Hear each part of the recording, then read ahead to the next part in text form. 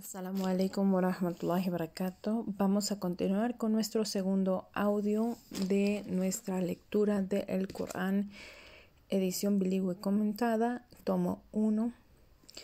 Y nos quedamos ahorita en el título Las dificultades de la traducción del Corán. Nadie ignora la dificultad que entraña la traducción del significado del mensaje divino. Su estilo singular ha dificultado, cuando no imposibilitado, su comprensión a los hombres cultos de todas las épocas. El Corán no solo es un escrito excepcional, embellecido con imágenes claras, con una cadencia literaria de calidad única, sino que es una firme de múltiples estilos que por un lado estiman y por otro lado intimidan. Entre las dificultades lingüísticas concretas pueden mencionarse el paso del singular al plural, del imperfecto al perfecto, de la primera persona a la tercera y viceversa. Estos factores obligan a reordenar el discurso para reproducir con fidelidad el significado. Es asimismo posible que la ausencia en el texto coránico de algunas palabras de enlace impidan captar todo el matiz, de suerte que el traductor se vea obligado a añadir estas palabras para poder completar el sentido de la frase. En estos casos, las palabras adicionales van en la presente versión española, entre paréntesis para evitar el error de considerar que pertenecen al texto original. En numerosas ocasiones se insertan aleyas de exaltación a Allah junto con otras aleyas legislativas para vincular al lector con la unidad de la fe y la acción. Si estas aleyas se tradujeran tal como aparecen en el original, sin hacerse uso de los signos de puntuación en la lengua a la que se traduce, sería difícil comprender el significado preciso de la aleya y su sintaxis. Existen entre los árabes numerosas expresiones y dichos, así como metonimias y metáforas, que forman parte de la sensibilidad de su vida cotidiana, para las que es preciso buscar equivalencias en la lengua llegada, que no tienen nada que ver con las palabras literales. Así, por ejemplo, en la 2.255, Ya'lamu bayna aydihim ma khalfahum, conoce lo que está ante ellos y lo que está detrás de ellos, que vertimos por conoce tanto el presente como el futuro de sus criaturas, o también conoce todo de ellos, tanto lo aparente como lo oculto. Hay también, en fin, ciertas expresiones que, traducidas tal como figuran sin añadir aclaraciones, tendrían un sentido opuesto al pretendido en el libro. Así, por ejemplo, a la sentencia de la Sura Al-Ghatiyah 45:16. وَلَقَدْ أَتَيْنَا بَنِي إِسْرَائِيلَ الْكِتَابَ وَالْحُكْمَ وَالنُّبُوَّةَ وَرَزَقْنَاهُمْ مِنْ الطَّيِّبَاتِ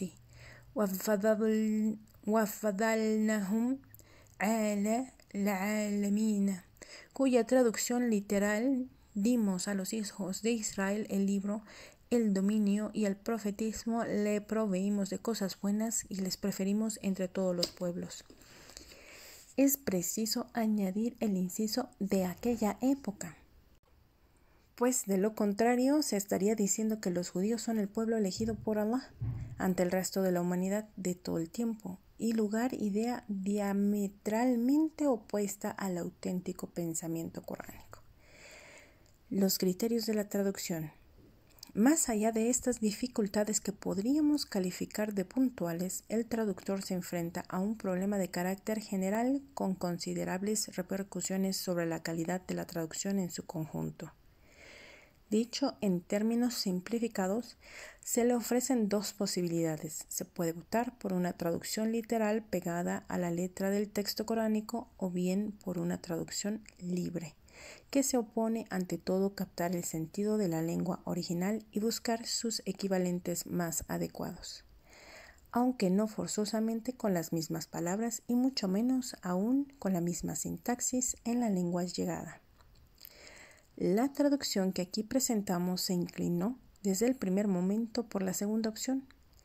Ya en un estadio relativamente avanzado de los trabajos, nos llegó la feliz noticia de ver confirmada nuestra elección a través de una decisión de los ministros de Fundaciones Pías y Asuntos Islámicos, que es en una reunión celebrada en Jeddah en febrero del año 2000. Aprobaban las normas propuestas en un informe del trabajo presentado por el Departamento de Traducción de la Academia del Rey Fahd, del que nos complace citar a continuación las siguientes directrices. Los ulemas mencionan dos posibles tipos de traducción del significado del Corán en otras lenguas, la literal y la perifástrica. Sobre la traducción literal, el respetable Mohammed ibn Saleh al-Itaimin dice lo siguiente: son numerosos los doctores que no aceptan que el Corán se traduzca de forma literal, porque este tipo de traducción no se puede cumplir una serie de condiciones como son la existencia de términos en la lengua a la que se traduce que tengan correspondencia con el uso peculiar de partículas propias de la lengua original. B. Conceptos, expresiones o ideas equivalentes o semejantes a la lengua de llegada frente a la original. C. De equivalencia a ambas lenguas en cuanto a la situación o colocación de las palabras en el contexto de la frase en el tema de la relación atributiva, la rección nominal o rección genitivo. Algunos ulemas o sabios admiten que la traducción literal podría encajar en algunas aleyas, pero incluso en este caso se ha de evitar, pues no ofrece el sentido completo de las mismas, ni puede producir en fiel el efecto que ofrece el Corán árabe. Por tanto, si se desea una traducción con sentido y significado, debe rechazarse la traducción literal. Queda pues prohibida, salvo que alguien en un determinado momento traduzca una palabra concreta o especial con el fin de que se comprenda sin necesidad de traducir toda la estructura en la que se ha dicho el término que se encuentra. La traducción perifástrica o traducción del significado ofrece una explicación de las palabras y aclara su sentido en otro idioma. Por eso consideramos que es la mejor solución para la versión del noble Corán a otra lengua que no sea el árabe. Al-Zarqani dice: este tipo de traducción del Corán equivale a la traducción de la interpretación hecha en el intérprete. Transmite al público, según su opinión, comprensión y capacidad que puede ser errónea o acertada. El mensaje divino que debe tenerse en cuenta que de ninguna manera podrá reflejar con absoluta exactitud todo el mensaje de Dios. Primeramente hace una interpretación desde el punto de vista árabe y luego hace la traducción de la interpretación. La traducción final será también una obra de la interpretación del Corán, incluso en el caso de que el traductor no cite sus fuentes. El doctor Al-Dahabi dice: se puede autorizar sin ningún reparo la traducción perifrásica del Corán, la interpretación del Sagrado Corán en otra lengua diferente de aquella a la que fue revelado en la mejor manera posible. Dado que hablamos de una traducción del significado y no de la traducción literal, el traductor se ve obligado a consultar las principales obras de interpretación para averiguar el sentido de las sentencias. En esta traducción concreta hemos recurrido, entre otros, al Sirwah para vocablos y aclaraciones, al Raghib al-Isfahani para vocablos y expresiones del Corán, Din al-Hadrawi con el diccionario de términos islámicos, al-Zuhaili con Tafsir al-Ghazi.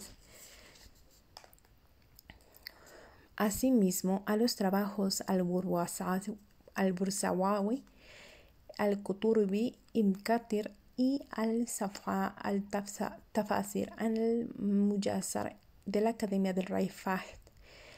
obras de referencia del ministro de Asuntos Religiosos egipcios para concretar aspectos de la interpretación, así como Ibn Masud en lo referente a los aspectos de la revelación, Ayat al-Ahkam, para cuando se refiere a la legislación, al-Zilal para reajustar el entorno general de las leyes. Se ha consultado también diversas enciclopedias y diccionarios especializados y otras traducciones ya existentes del Noble Corán en español, inglés y francés. Cabe mencionar entre ellas la traducción del inglés de Yusuf Ali, Nidar Sahin, en francés Hamid Allah y Nur al-Adin y Mahmoud, en español Juan Bernet y Julio Cortés, y traducciones procedentes de la Academia del Rey Fahd en las 3 lenguas.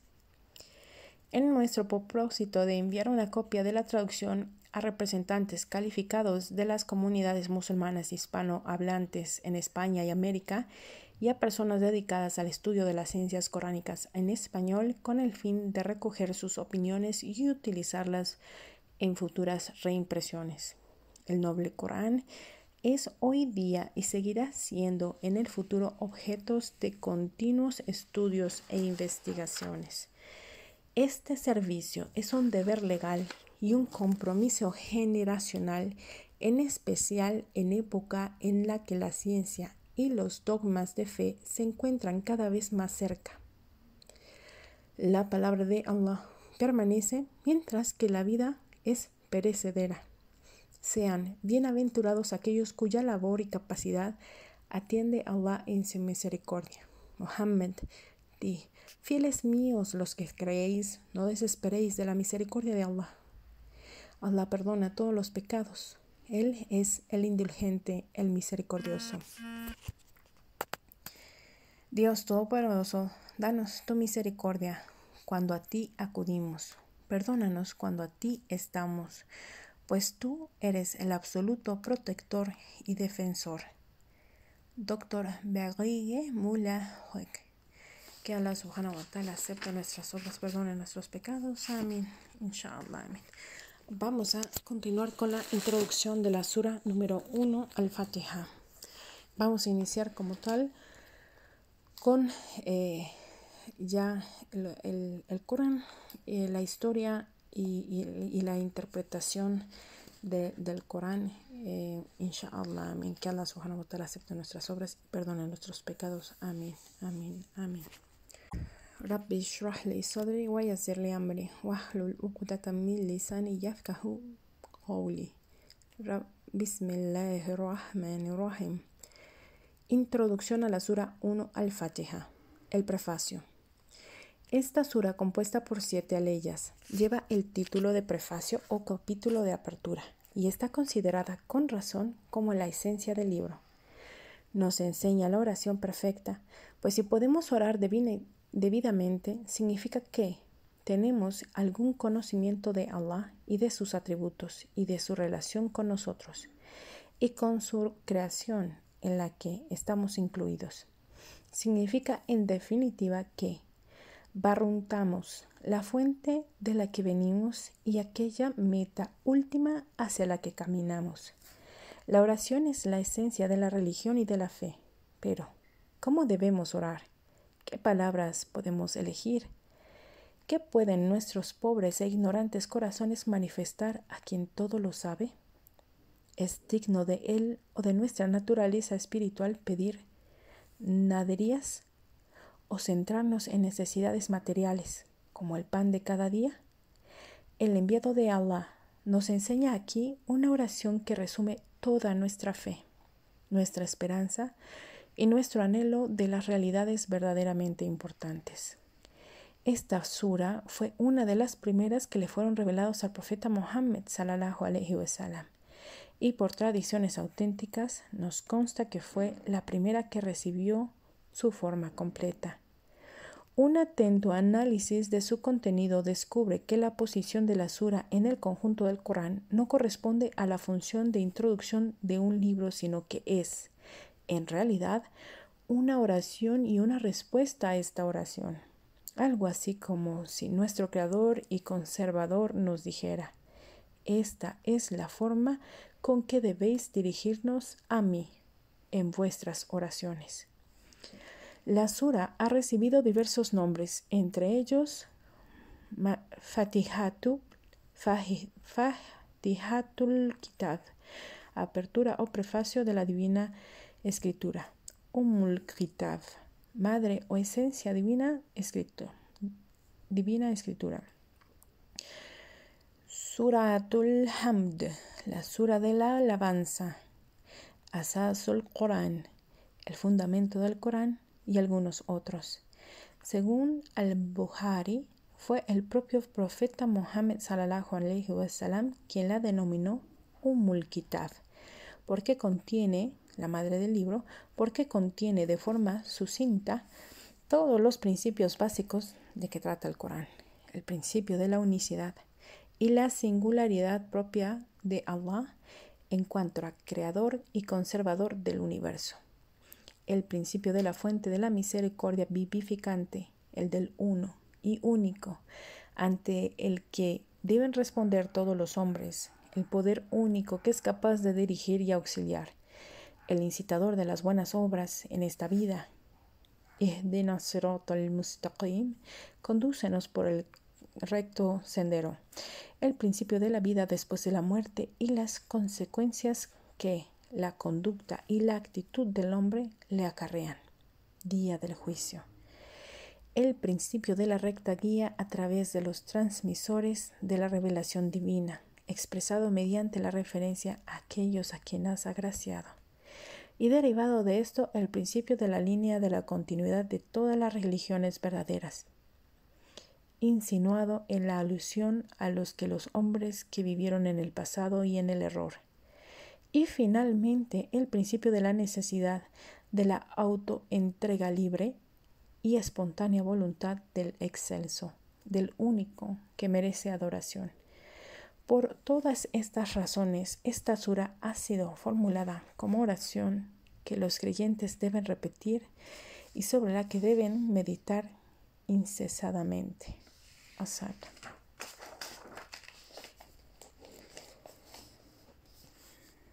Bismillahirrahmanirrahim. En el nombre de Allah, el Clemente, el Misericordioso. El Corán se divide en 30 partes, juz, de la longitud aproximadamente igual. Se trata de una división puramente formal, es decir, no depende del contexto.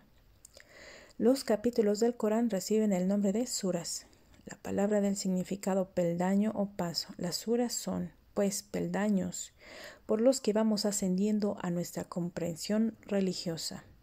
Algunas veces fueron reveladas suras enteras, otras solo por partes, que fueron más tarde agrupadas de acuerdo a su contenido bajo la vigilancia del profeta Muhammad sallallahu alaihi wasallam. Hay suras largas y suras cortas, pero bajo todas ellas fluye un hilo lógico.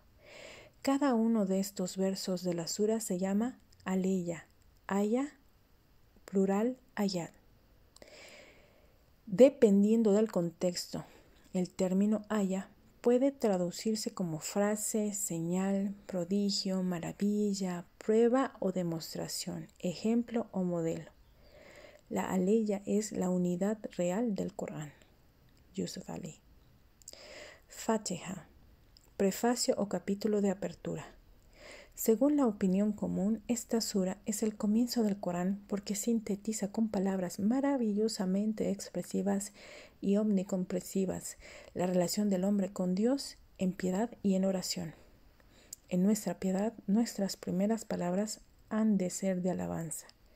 Cuando esta alabanza brota de nuestro más profundo interior, nos pone en sintonía con la voluntad de Allah. Entonces nuestros ojos descubren por doquier bondad, paz y armonía. Desaparecen el mal, la rebelión, la discordia. Entonces conocemos mejor los atributos divinos.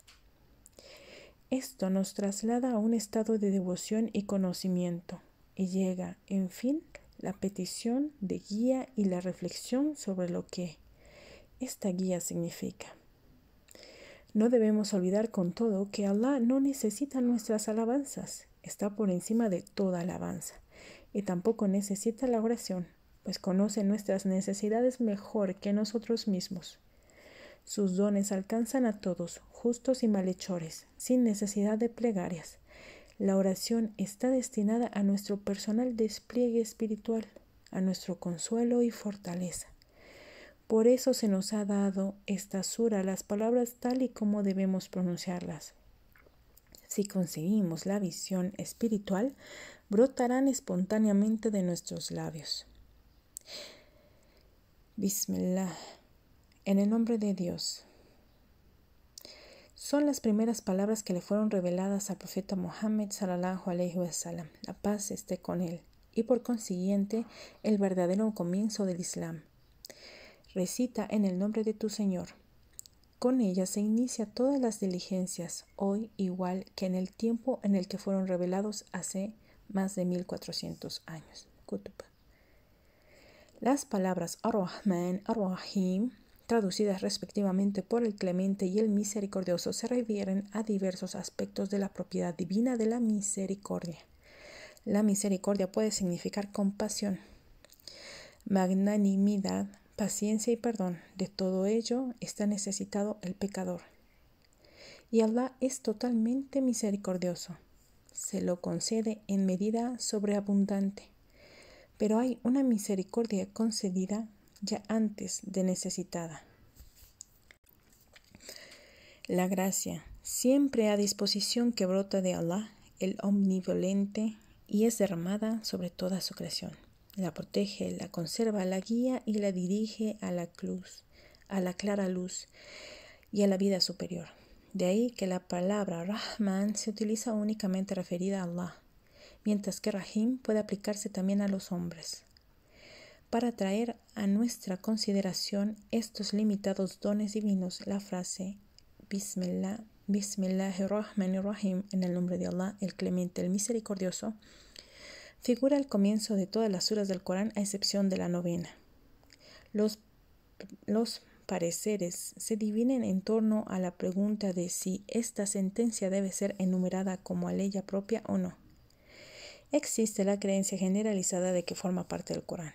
Parece, pues, preferible concederle su numeración específica en la primera sura y considerarla en las siguientes como introducción o encabezamiento, dejándola por lo tanto sin numeración. Yusuf Ali. Así que hemos terminado con nuestra clase número 2. Que Allah subhanahu wa ta'ala acepte nuestras obras y perdone nuestros pecados. Subhanakallahumma wa bihamdik ashhadu an la ilaha illa ant astaghfiruka wa ana atubu ilayk.